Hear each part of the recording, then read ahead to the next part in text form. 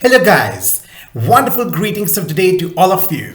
I hope you all are doing pretty well in your respective lives. So here, I Kunal Nagpal am feeling immensely pleased to welcome you to this great economic forum that is Nagpal Economic Academia, wherein today we are basically going to analyze the overall scenario existing across the globe in terms of the economic environment. Actually, in the recently organized World Economic Forum, various international economists and analysts have presented their views that they are suspecting the global recession to basically engulf the entire economy worldwide. So we are basically going through their views with respect to certain statistical analysis. Moreover, we are also going to go through the viewpoints and perspectives being presented by various economists and analysts regarding the certain important matters to be considered while formulating the budget for the current year. So they have given their broad viewpoints like fiscal consolidation, narrowing of the fiscal deficit to be taken into consideration along with the objective of maximizing the industrial output, that is the overall industrial growth, to maximize the growth of all the engines across the economy for the Indian economy. So we are going to go through their viewpoints, keeping into consideration, that is considering the fact that the global recession might trigger worldwide. So India, being the developing economy and also operating in the globalized scenario of today, what all proactive measures we need to incorporate while formulating our budget in order to minimize the effect of the expected global recession in this particular year. Moreover, since this particular budget is actually the last budget to be presented by the current government, right? So obviously it would be in quite detail. So let's discuss the core aspects of the likely global recession to engulf the world economy in 2023. Actually, 2/3 of private and public sector chief economists surveyed by the World Economic Forum expect a global recession in 2023, the Davos organizers said on Monday, as the business and government leaders gathered for its annual meeting. Some 18% considered a world recession extremely likely, more than twice as many as in the previous survey conducted in September 2022.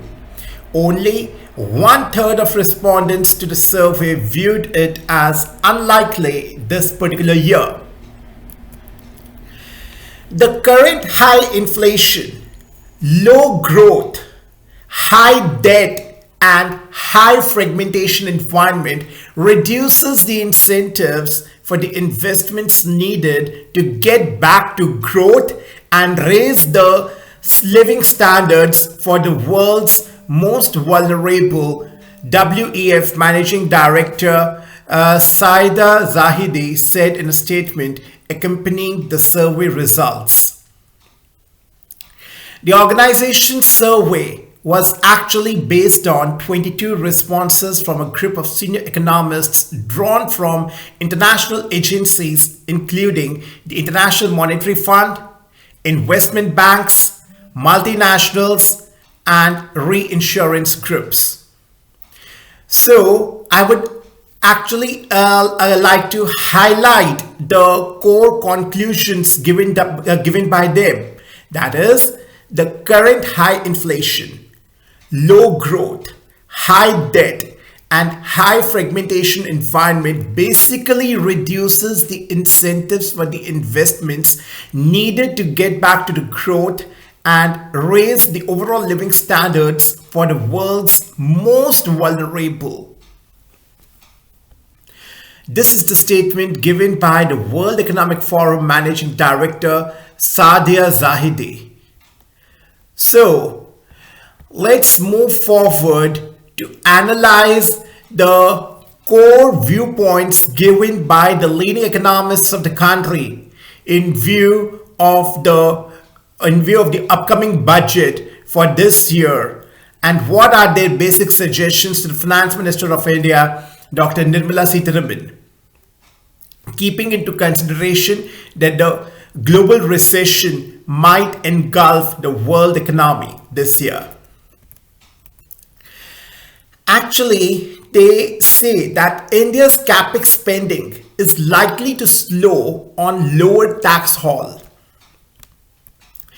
India's pace of spending on infrastructure, buildings, and other fixed assets will probably slow down in the coming fiscal year, a development that could dent the nation's ability to maintain the world-beating growth.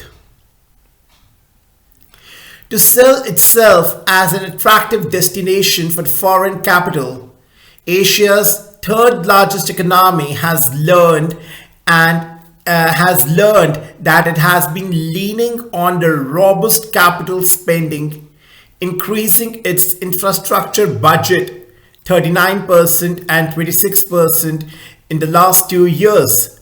But as the recessionary woes spread globally, India's tax collections and asset sales are likely to fall down, the analysts say. So, when the Finance Minister Dr. Nirmala Sitharaman presents this year's budget on February 1, she actually faces the daunting task of maintaining a balance in the commitment to narrow the fiscal deficit with keeping the engines of growth well oiled. India's ambition to become the world's factory hinges on enhancing infrastructure and smoothing out logistics, areas that still need plenty of government funding.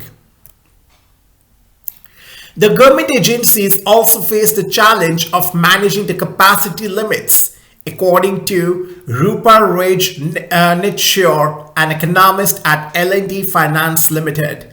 The statistical base is actually very high, and to spend above it year after year is not feasible within the given resource constraints, she said.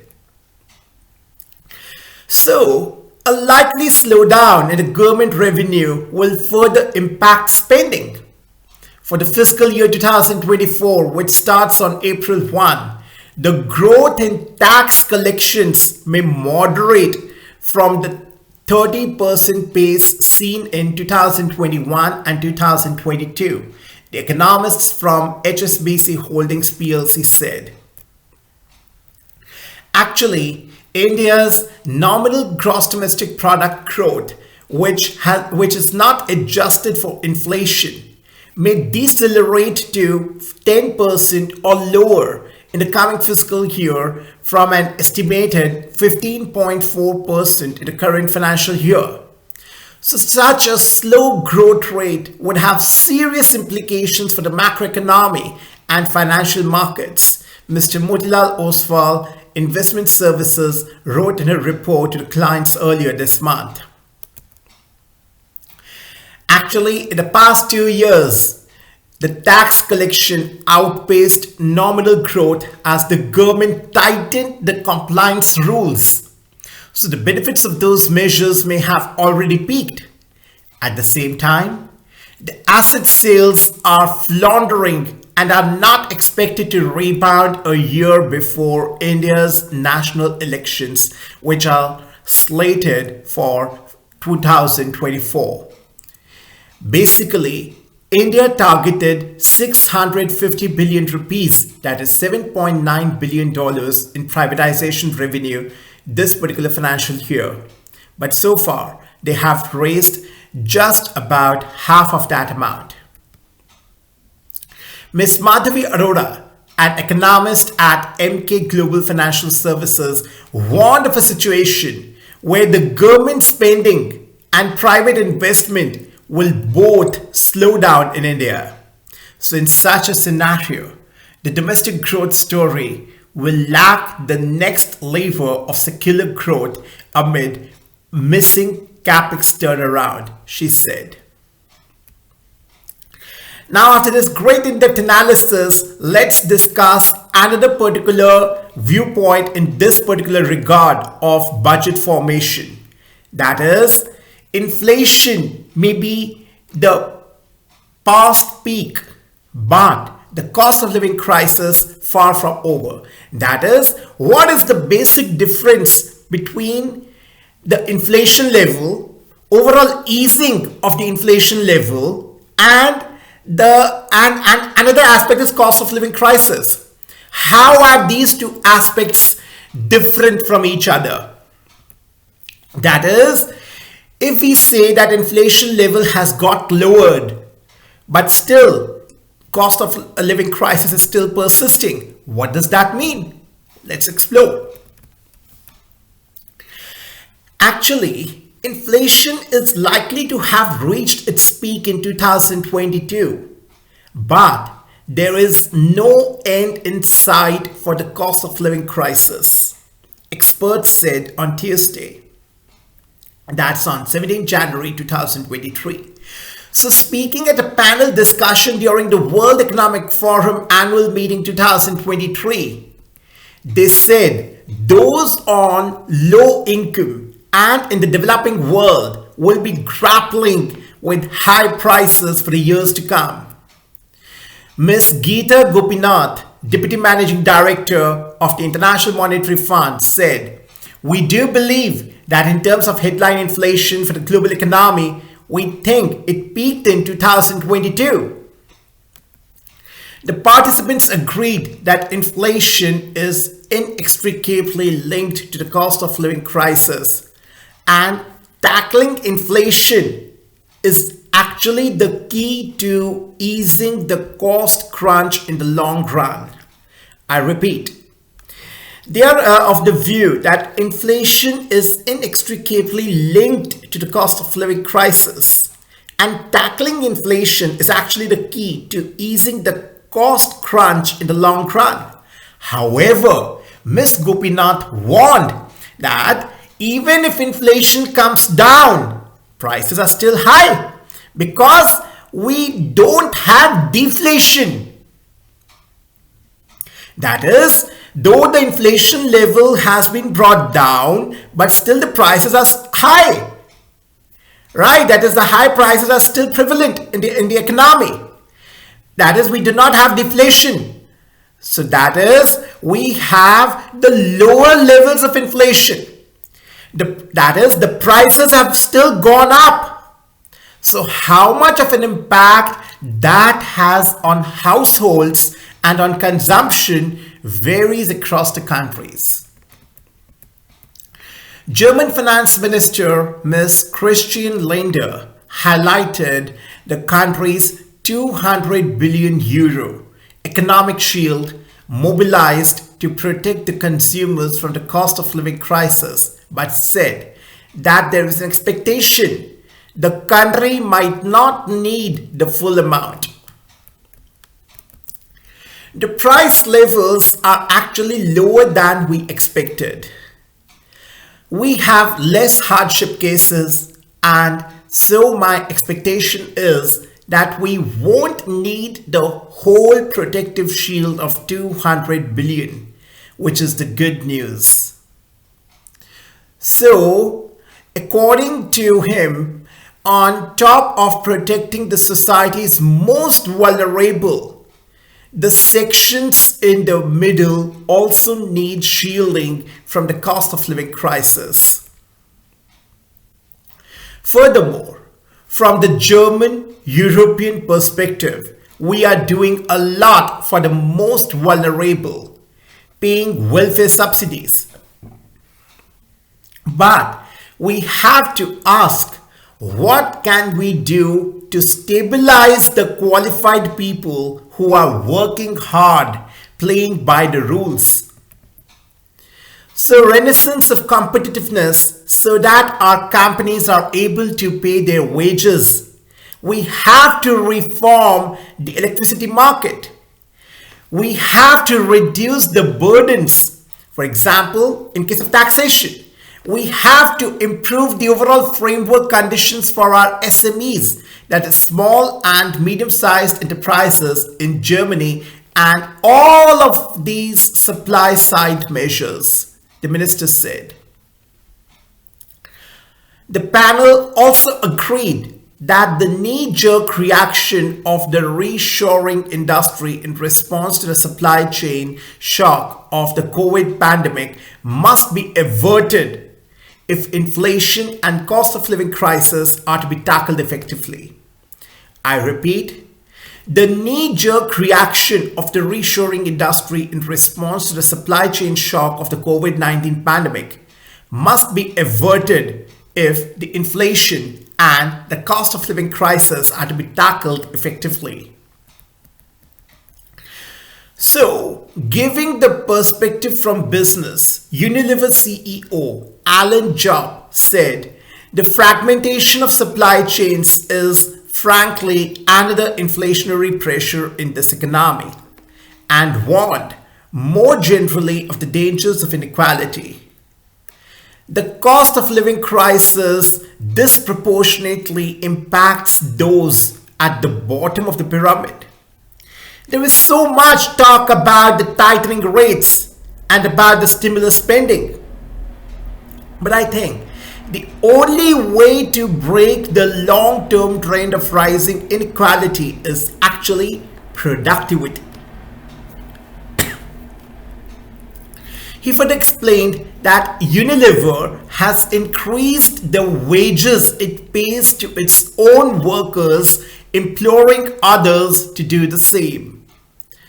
Ms. Laura D. Andrea Tyson, professor of economics at the University of California, Berkeley, also highlighted the fundamental issue of wages. As per her, I almost want to say, without calling it a cost of living crisis, let's call it what existed before. And that is a living wage crisis for many people. So we can see that we are saying that though the inflation level has got lowered, but the cost of living crisis still persists. Now, we are moving from the aspect of cost of living to wage crisis. So these are the basic highlights. She also suggested tackling the long-standing issues around planning and approvals for housing in order to build more stock and bring down the prices, and addressing the climate crisis and utilizing the technology would aid the global response to inflation.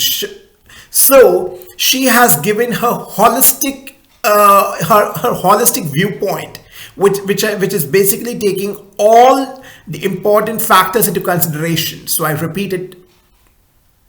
She has suggested tackling the long-standing issues around planning and approvals for housing in order to build more stock and bring down the prices, and furthermore, addressing the climate crisis and utilizing the technology would actually aid the global response to inflation, along with the main focus towards the living wage crisis. And in closing, International Monetary Fund's Gopinath cautioned that any meaningful moves to bring down inflation will likely mean rising unemployment. We are at record low unemployment rates in the United States and Euro area. Everything we know about our monetary policy when you tighten the interest rates is for the unemployment rate to go up. This is how you bring down inflation, she said. Furthermore, coming back to our Indian economy, the analysts expect the Finance Minister Dr. Nirmala Sitharaman to trim the financial year 2024 fiscal deficit to 6% or lower. That is emphasizing the concept of fiscal consolidation. The Finance Minister Dr. Nirmala Sitharaman will actually keep on the path of fiscal consolidation and hence opt for narrowing the financial year 2024 fiscal deficit to as low as 5.8% in the upcoming budget. The analysts said on Tuesday, that is on 17 January 2023. Furthermore, the government may go for a fiscal deficit number which will be far lower than 6.4% of GDP budgeted for the financial year 2023, they said, pegging the budget figure for the next fiscal in the range of 5.8 to 6%. So, given the fact that this will be the last full budget of the present government, there may be a temptation to make it into an expansionist one. In the 2 years following the pandemic, the fiscal deficit, one of the key parameters while assessing the macroeconomic stability, which also influences inflation, went up till 9.3%. I hope you all are aware of the concept of three types of budgetary deficit, which we had discussed in one of our preceding sessions when we had a detailed discussion of the budget to actually conceptualize the main essence of this particular topic. So I would like to repeat once again, there are basically three types of budgetary deficit, that is revenue deficit, fiscal deficit, and primary deficit. Revenue deficit is actually the difference between the revenue expenditure and revenue receipts. Then comes fiscal deficit. Fiscal deficit is actually symbolizing or indicating the amount of borrowings to be done by the government. That is total expenditure minus total receipts excluding the borrowings.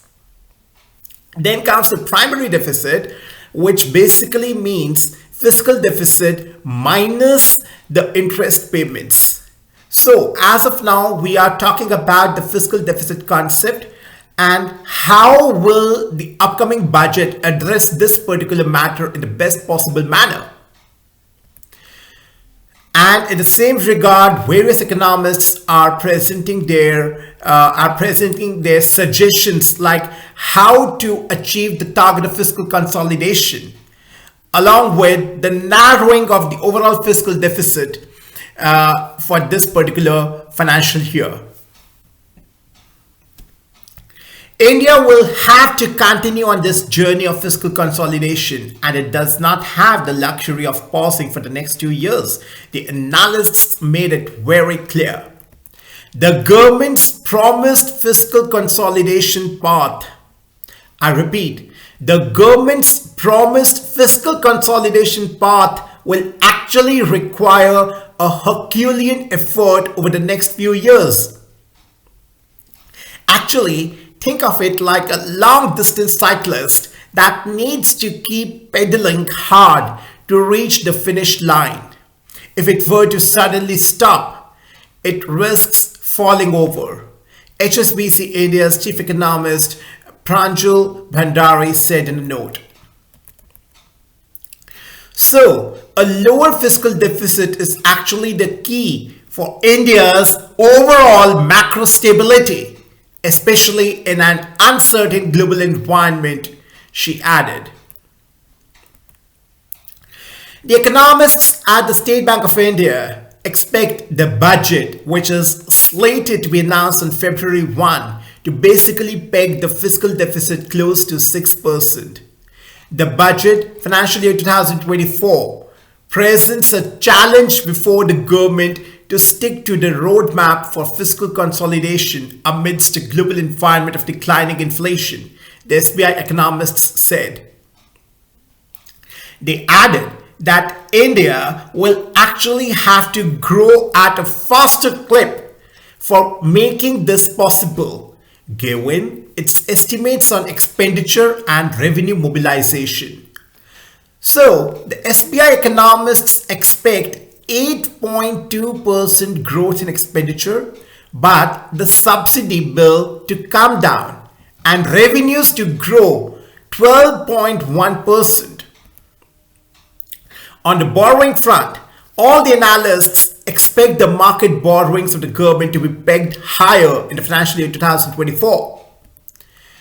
The Japanese brokerage Nomura, which pegged the fiscal deficit at 5.9%, said the gross borrowings will actually rise to 15.5 lakh crore rupees from 14.2 lakh crore rupees in the financial year 2023, while SBI estimated it at 16.1 lakh crore rupees.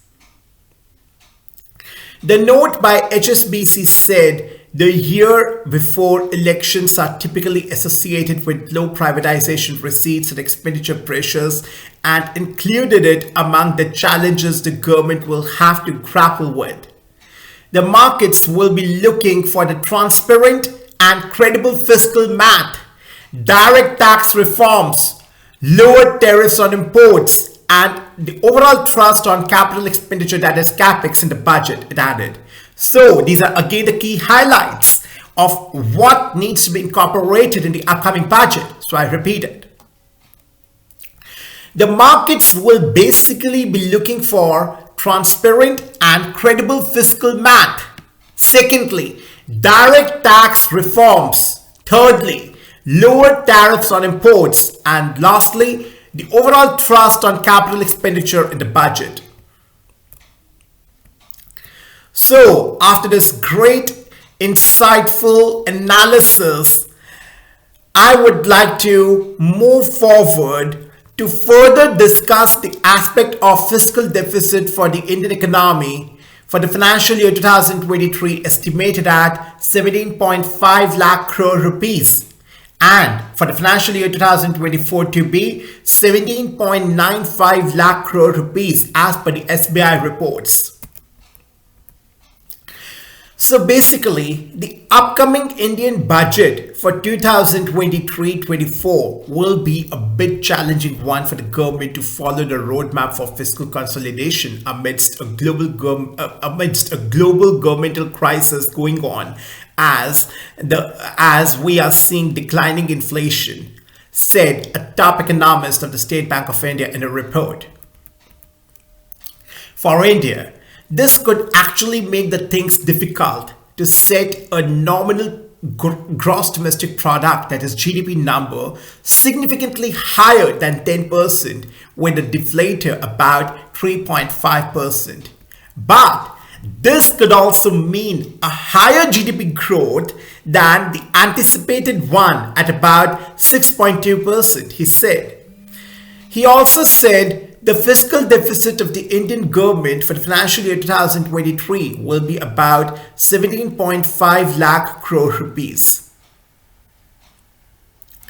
According to Dr. Soumya Kanti Ghosh, Group Chief Economic Advisor, SBI, for the financial year 2023, the total receipts of the government would actually be higher than the budget estimates by around 2.3 lakh crore rupees on account of higher direct tax receipts, that is nearly 2.2 lakh crore rupees.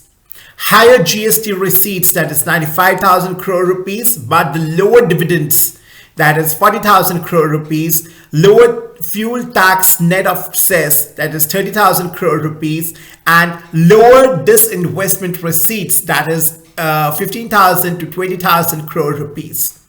So I repeat this particular analysis once again.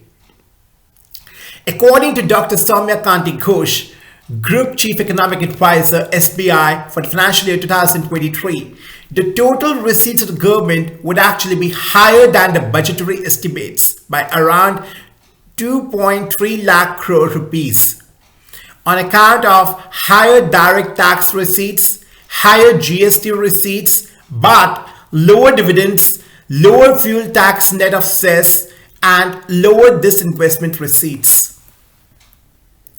So meanwhile, expenditure is likely to be on the higher side of the budgetary estimates by around 3 lakh crore rupees on account of higher subsidy bill and additional spending announced by the government.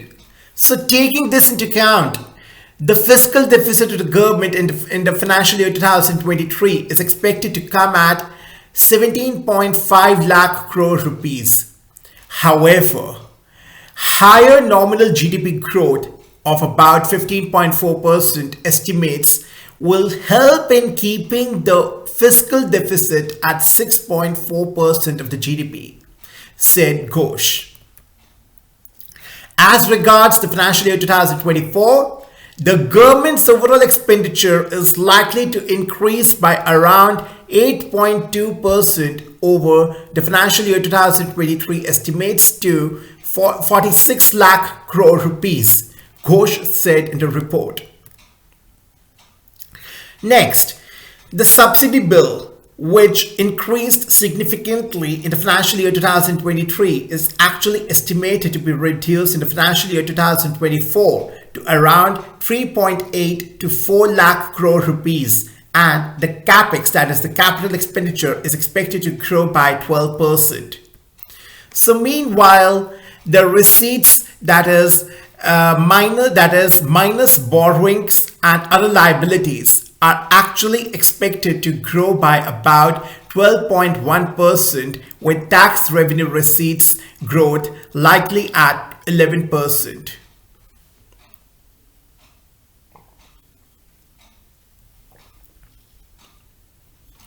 So with the nominal GDP growth at 10%, the tax buoyancy is thus expected to close to 1.1 compared to the expected tax buoyancy of 1.5 in the financial year 2023.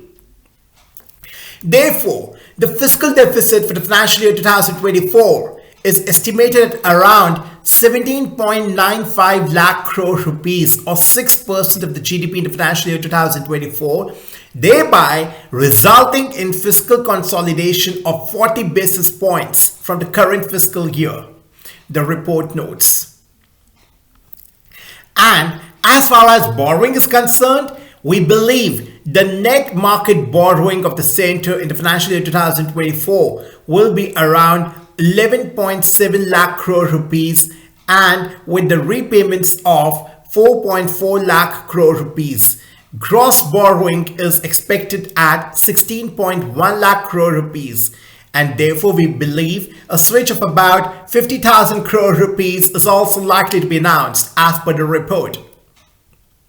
So, with higher tax devolution from the center, the states are actually to borrow around 8 lakh crore rupees in the financial year 2023, which is actually lower than earlier anticipated. In the financial year 2024, the overall gross borrowings by the center and states is likely to be 24.3 lakh crore rupees, that is 22.2 lakh crore rupees in the financial year 2023. And net borrowings 17 lakh crore rupees, which actually was 16.7 lakh crore rupees in the financial year 2023. So we further believe that the government will continue to rely on small saving schemes, that is 5 lakh crore rupees likely in the financial year 2024. So here we have tried to draw the comparative analysis of the situation to be anticipated or expected in the financial year 2024 with that of in the financial year 2023. So I would like to repeat this particular analysis. In the financial year 2024, the overall gross borrowing by the center and states is likely to be 24.3 lakh crore rupees, which actually was 22.2 lakh crore rupees in the financial year 2023, and net borrowings 17 lakh crore rupees, And on the other hand, for the financial year 2023, it's basically 16.7 lakh crore rupees. So dear friends, these are the core insights which can be drawn as per the experts. And furthermore, it's being believed that the government will continue to rely on the small saving schemes for 5 lakh crore rupees likely in the financial year 2024. So, according to the report, the government can give a hard push to the Sukanya Samriddhi Yojana, that is SSY, through encouraging the fresh registrations in a mission drive mode, allowing one-time registrations for all leftover cases up to 12 years. So again, after this in-depth analysis, I would like to move forward towards discussing another very important matter. That is, the government may bump up the allocation for the existing PLI schemes, that is the production linked incentive schemes in the budget. Actually, India is likely to substantially top up the allocation for ongoing production linked incentive schemes in the February 1 budget after seeing good results, said people with knowledge of the matter. Some new sectors may be included in the program that seeks to basically reignite manufacturing in India and hence boost exports, along with other measures to spur the investments. The allocations for the sectors that have seen a high impact on the ground under the active PLI schemes such as electronic manufacturing and IT hardware could be raised.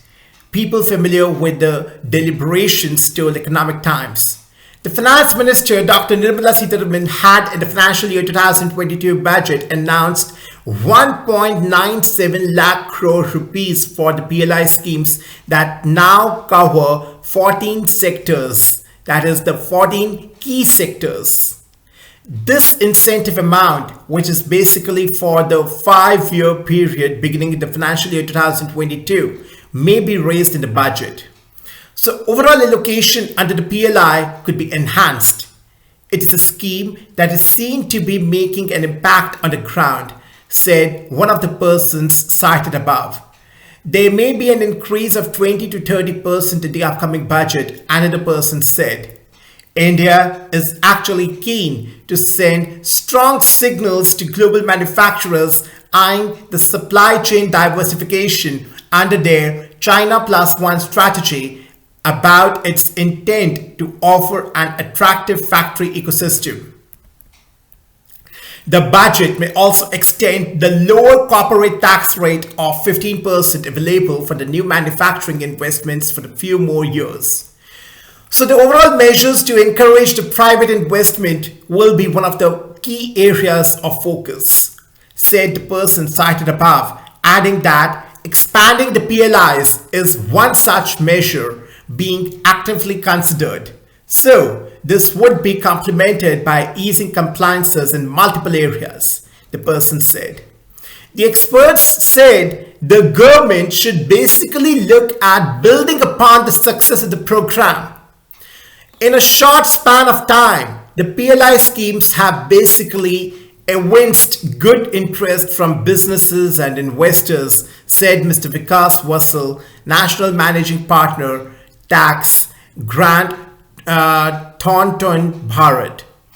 There is actually a need to increase the coverage by adding more sectors for boosting the manufacturing and exports, besides increasing the outlay in some of the existing sectors. Additional funding won't have a big impact on finances.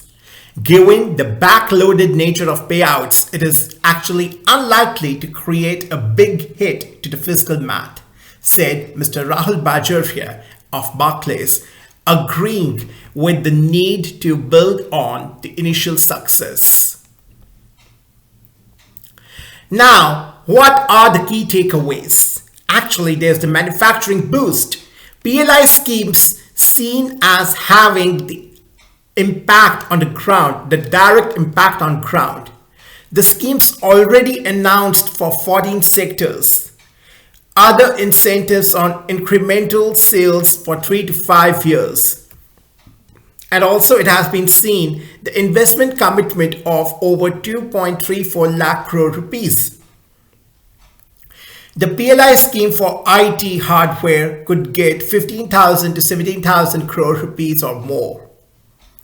The new sectors in focus are toys, bicycles, then the lab-grown gems. And then the farmer PLI may get an extra 2,500 crore rupees. So, dear friends, we find this particular discussion very, very strategic, and the overall overview being presented by the experts, their viewpoints are so helpful, which would help in actually designing the budget very, very strategically and very, very proactively at the same time. Because in view of the global recession, the key areas of focus are being highlighted to be taken into consideration, taking the comparative analysis reports of the previous year, of previous 2 years, that is, what can we do now? And also anticipating at the same time the estimated figures to be there in the financial year 2024. So, my dear friends, now I would like to move to another very, very important aspect. That is, as being predicted by the international organizations, the overall unemployment can just be decreased by 1% globally. Let's analyze this particular aspect.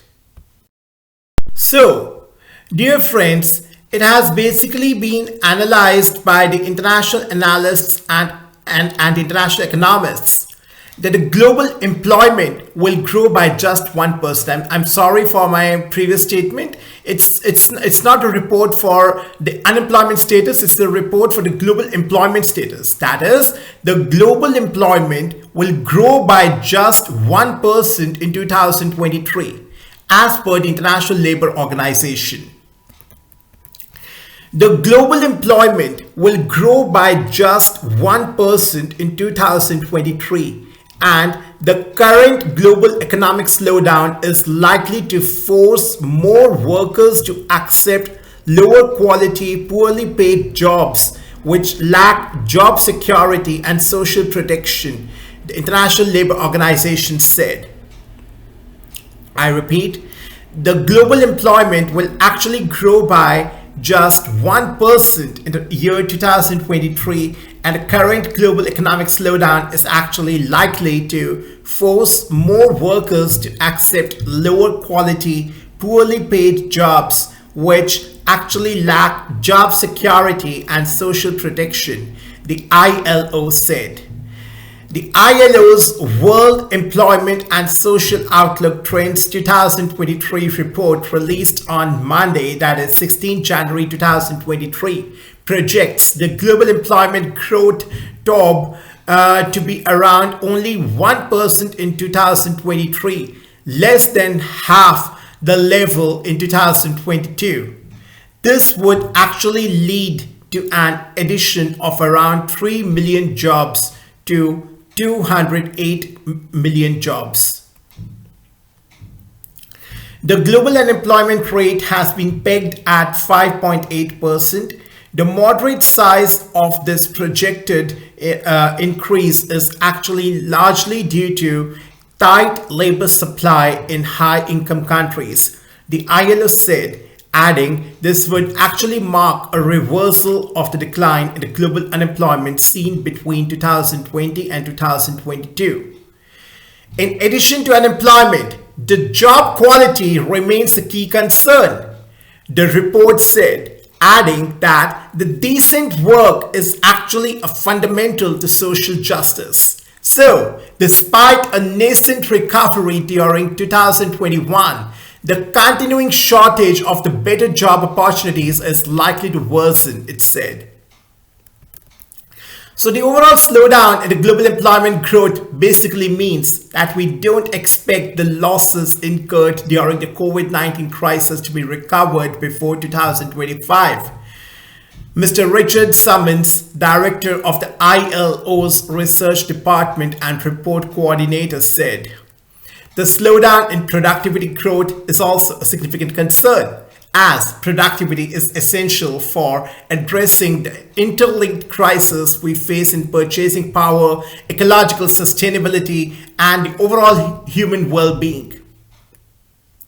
So according to the report, the current slowdown basically means that many workers will have to accept lower quality jobs, often at very low pay, sometimes with insufficient hours. Furthermore, as the prices rise faster than the nominal labor incomes, the cost of living crisis risks pushing more people into poverty.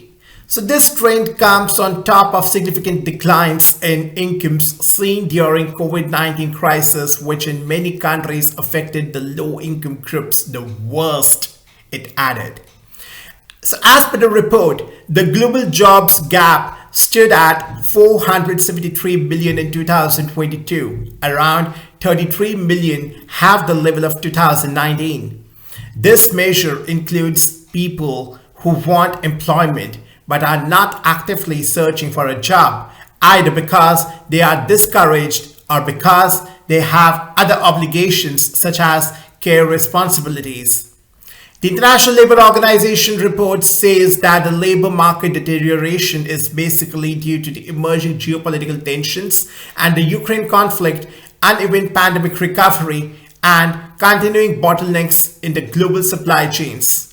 So, together, these have actually created the conditions for stagflation, simultaneously high inflation and low growth for the first time since 1970s, it added. Now, let's discuss certain aspects about regional variations.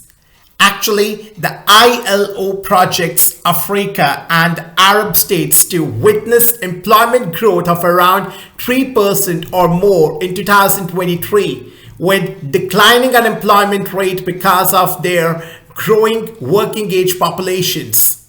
In Asia and the Pacific and Latin America and the Caribbean, the annual employment growth is actually projected to be around 1%, while in Northern America, there will be few or no employment gains in 2023, and unemployment will actually pick up, the report said. Europe and Central Asia, that is Eurasia, are particularly hard hit by the economic fallout from the Ukraine conflict. But while employment is actually projected to decline in the year 2023, their unemployment rates should increase only slightly, given the backdrop of limited growth in the working age population, it added. Now, in case of women and youth, according to the International Labour Organization, women and young people are actually faring significantly worse in the labor markets. Globally, the labor force participation rate of women stood at 47.4% in 2022, compared with 72.3% for men. So this 24.9 percentage point gap basically means that for every economically inactive man, there are 2 such women, it said. Further, the young people who are in the age bracket of 15 to 24 years face severe difficulties in actually finding and keeping the decent employment, with their unemployment rate being 3 times that of adults. Also, more than 1 in 5 or 23.5% of young people are actually not in employment, education, or training, it added. So, my dear friends, this is actually not so encouraging analysis because it basically shows that the global employment will grow at a very slow rate in 2023, and as we have discussed, the main factors are basically quite self-explanatory. That is, the emerging geopolitical tensions, Ukraine conflict, uneven pandemic recovery, and continuing bottlenecks in the global supply chains. So together, these have actually created conditions for stagflation, simultaneously high inflation and low growth. So this is actually for the first time since 1970s. So my dear friends, this overall analysis, I hope, would have helped you immensely to draw core insights about the global economy. Overall global economic analysis in terms of the overall inflation level, in terms of the expected global recession to strike in this particular year, accompanied with the statistical reports by the International Labour Organization revealing the employment status, wherein we have also tried to draw the analytical reports about the employment rate existing in women, men, and young population across the globe, and which economies are actually the worst affected ones due to the ongoing geopolitical conflicts and the global headwinds worldwide.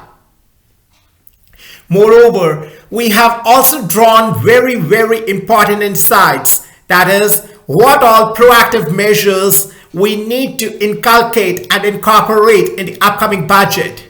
Various economists and the analysts have given their views, which our Finance Minister Dr. Nirmala Sitharamanji should consider, which are of vital importance for maintaining the overall macroeconomic stability in the country, right? With the main aim of fiscal consolidation and narrowing of the fiscal deficit, and effective utilization of all the expenses, effective utilization of all the government money in the proper projects, right, which would actually help to oil the growth engines of the economy in a correct direction. Moreover, we have also learned the basic difference or the basic ideology which we have understood here, that is, how does lower inflation does not imply good cost of living.